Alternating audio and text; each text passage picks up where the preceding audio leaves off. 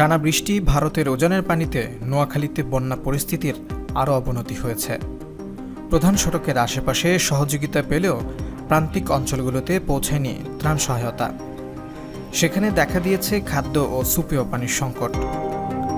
স্বাস্থ্য ঝুঁকির পাশাপাশি ক্ষুধার্ত অধিকাংশ শিশু। ফলে অধিকাংশ জায়গায় দেখা দিয়েছে ত্রাণের জন্য হাহাকার। জেলা প্রশাসন সূত্রে জানা গেছে, নোয়াখালীর ৮ উপজেলার ৮৭ ইউনিয়নের প্রায় ২.৫ লাখ মানুষ পানিবন্দী হয়ে আছেন। ১,১৬৯টি আশ্রয়কেন্দ্রে আশ্রয় নিয়েছেন ২,১৬,০০০ মানুষ। তাদের মধ্যে নগদ ৪৫ লাখ টাকা, ৮৮২ টন চাল, ১,০০০ প্যাকেট শুকনো খাবার, ৫ লাখ টাকার শিশু খাদ্য ও ৫ লাখ টাকার গোখাদ্য বিতরণ করা হয়েছে। সরজমিনে নোয়াখালীর বিভিন্ন উপজেলা ঘুরে দেখা যায়, জেলার ৯টি উপজেলার মধ্যে ৮টিতেই বন্যার পানি বেড়েছে। সবচেয়ে বেশি বেড়েছে জেলার সেনবাগ, বেগমগঞ্জ, সদর, সোনাইমুড়ি ও চাটখিল উপজেলার বন্যার পানি। এসব উপজেলার প্রত্যন্ত এলাকাগুলোয় সরকারি বেসরকারি কোনো ত্রাণই এখন পর্যন্ত পৌঁছায়নি। ফলে বন্যার্থ মানুষ সীমাহীন কষ্টে দিন যাপন করছেন। বেগমগঞ্জ উপজেলার একলাশপুর গ্রামের বিধবা হোসনে আরা জানান, এখানে থাকার মতো ঘুমাইবার মতো অবস্থা নেই। আল্লাহ আমাদের এভাবে রাখছে। একটা কাপড় একটা জামা নিয়ে বাড়ি থেকে বের হয়ে আসছি। আমার সামর্থ্য নাই ঘর বাড়ি করার। ছেলেরাও গরিব, কিচ্ছু করতে পারবে না তারা।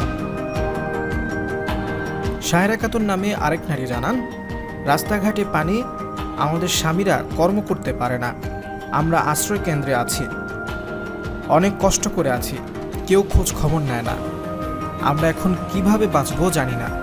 আমরা সরকারের তরফ থেকে সহযোগিতা চাই, অনেকে সহায়তা পায় শুনি, কিন্তু আমরা চোখে দেখি না। আমরা বাচ্চা কাচ্চা নিয়ে উপোস থাকি, কোনো উপায়ে আমরা সাহায্য পাই না। বন্যা না কমলে সব শেষ হয়ে যাবে উল্লেখ করে বৃদ্ধ শাহ আলম বলেন, এত পানি আমি ৭০ সালেও দেখি নাই। বেগমগঞ্জ উপজেলা নির্বাহী কর্মকর্তা মোহাম্মদ আরিফুর রহমান বলেন, আমাদের প্রতিটা ইউনিয়নের সচিবদের সঙ্গে ছাত্রদের সমন্বয়ে কমিটি গঠন করা হয়েছে। তারা দুর্গত এলাকাগুলোতে সহায়তা পৌঁছে দিচ্ছে। এছাড়াও অনেকে ব্যক্তিগতভাবে এসে ত্রাণ দিয়ে যাচ্ছেন। সেই হিসাবগুলো আমাদের কাছে নেই। তবে যারা আমাদের সঙ্গে যোগাযোগ করছেন, আমরা প্রতিটা ইউনিয়ন অনুযায়ী তা বন্ধন করছি। যদি কেউ আমাদের কাছে অভিযোগ করে, সেগুলো আমরা লিখে রাখছি। পরে সেসব এলাকায় খাদ্য সরবরাহ করছে। জেলা প্রশাসক দেয়ান মাহবুবুর রহমান বলেন, প্রথমে আমাদের খাবারের একটু সমস্যা ছিল, এখন আমরা পর্যাপ্ত শুকনো খাবার পাচ্ছি। এছাড়া বিভিন্ন সংস্থা আসছে, ব্যক্তিগতভাবে অনেকেই ঢাকা বিশ্ববিদ্যালয় থেকে আসছে। তাছাড়া সরকারিভাবে নগদ ৪৫ লাখ টাকা, ৮৮২ টন চাল, ১,০০০ প্যাকেট শুকনো খাবার, ৫ লাখ টাকা শিশু খাদ্য ও ৫ লাখ টাকার গোখাদ্য বিতরণ করা হয়েছে। আমাদের সহায়তা কার্যক্রম অব্যাহত থাকবে।